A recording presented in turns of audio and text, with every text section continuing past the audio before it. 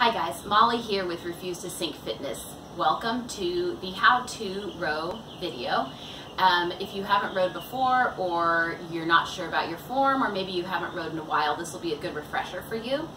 We're just going to break down the stroke and how it's done, the form, and that will help make you more efficient as you get better and better.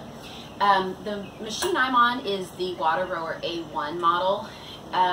There is a video if you have this same model where I break down kind of all the parts and how they work. I'm not going to go over that in this video though, because it really doesn't matter what machine you're using, the stroke is the same. So let's just go ahead and get started with this. I'm going to strap in, and the strapping in is also universal. You want this strap to go across the widest part of your foot, which is the base of your pinky and base of your big toe. So you can adjust whatever those foot stretchers are on your machine to make that happen. And then I'm going to pick up the handle. So when I pick it up, the first thing I'm going to do is make sure my hands are all the way at the edges so that my pinkies are hanging off the edge or just right on. Some people don't like the feeling of having them hanging off. And then also your thumbs can either be on top or underneath. That's a personal choice. I think I row with mine on top, but I'm not sure right now. We'll check.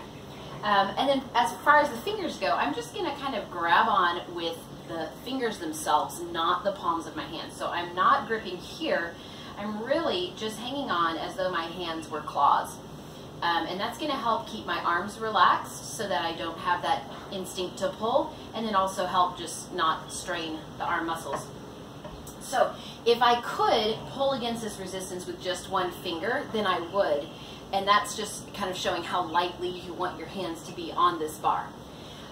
But the most important thing to know about rowing, which kind of goes off that same idea, is that it really is not about your arms. Most people come into rowing or get on a rowing machine and assume that it's going to be a crazy arm workout. Of course, your arms and back are going to get stronger, but if you are tired or sore through the neck and shoulders after you row, something's off with your stroke.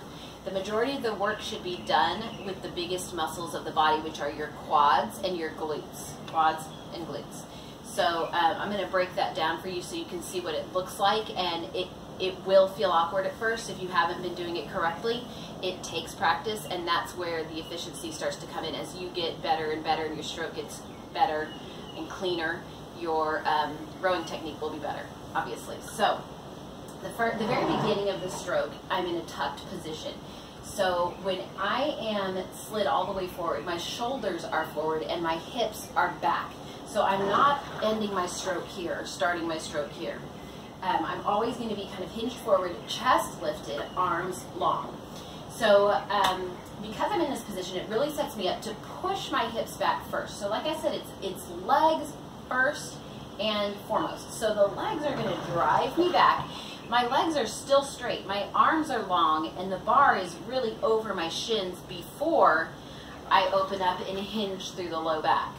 Okay, so that step again, my heels are lifted at the beginning, I drive through the legs, then I lean back, and then I gently pull. So by the time I get to pulling with the arms, in my case, I've got a blade moving through water. Maybe you have a fan because you're on a concept too. But by the time I get to pulling with the arms, that resistance has been tackled by the legs and the back, so the arms can be really, really light in that stroke. So the beginning of the stroke, the drive is legs, core, arms. Okay, so this is the end of the stroke. This is when I have moved my boat. So this is the end of the stroke, and then I'm going to come into my recovery to set myself up for my next stroke. So the arms go immediately forward again. I lean forward, so here I am again in the same position, straight legs, bar over shins, and then I bend the knees and slide in. So as I come out, I go legs, core, arms, and then as I come back in, I just reverse the whole thing. Arms, core, legs, legs, core, arms, core, legs. So you can do this first really choppily to help your brain get that motion, get that count. Legs, core, arms, core, legs. Know that at no point should your knees be bent and your shoulders back.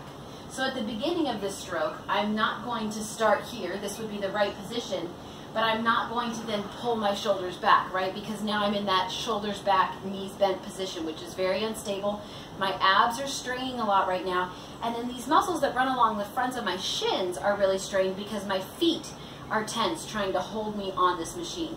So I don't want to ever be in this position at the beginning of the stroke, nor do I want to be at the back of the stroke here and let my knees bend first. This is actually the #1 mistake that we see in rowing, on rowing machines, is that the knees want to pop up as soon as you get to this straight leg position and you're here at the back of your stroke, the knees want to pop. So this is also not correct. Knees bent, shoulders back. I really have to fight to push the arms forward, lean forward, and then let the legs follow. So legs, core, arms, arms, core, legs.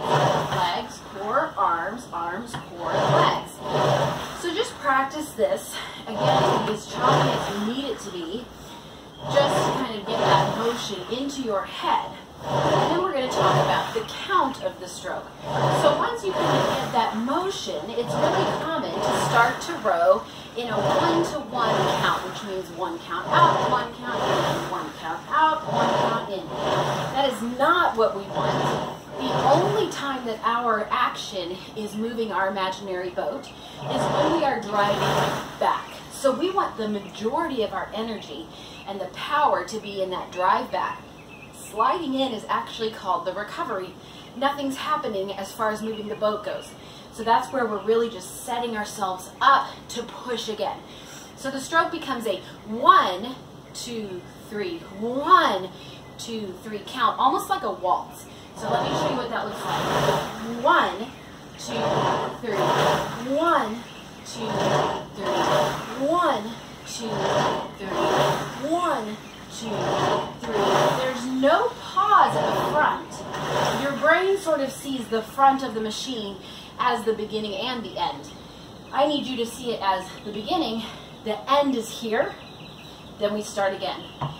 Pull and recover. What is common is that idea that this is the end, go again, and the end. Go again, and the end. And that's where that pause comes into the front that we don't want. It actually sort of stops the momentum of your boat. So start to think about the beginning of the stroke, opening up, recover, get ready, do it again. Recover, get ready, do it again. So it's again, 1, 2, 3, 1, 2, 3, 1, 2, 3, just like that. And then when you put the pillow back, it just goes right under those. So that is really just the basics of rowing. Again, it takes practice. If you're new to it, in the beginning, it's going to feel really choppy, really awkward. If you've been rowing wrong for a while, it's going to also feel kind of awkward to have to switch that order.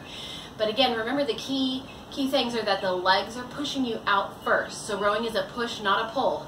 Legs are pushing you out, and then legs are the last thing to move coming back in. They don't get to pop up and slide you in. They have to wait their turn. So hopefully that gives you some ideas to kind of help work on your stroke. If you have questions, comments, please comment below for me, and I'll try to answer those as best I can. Have a great day, and we'll see you for the next video.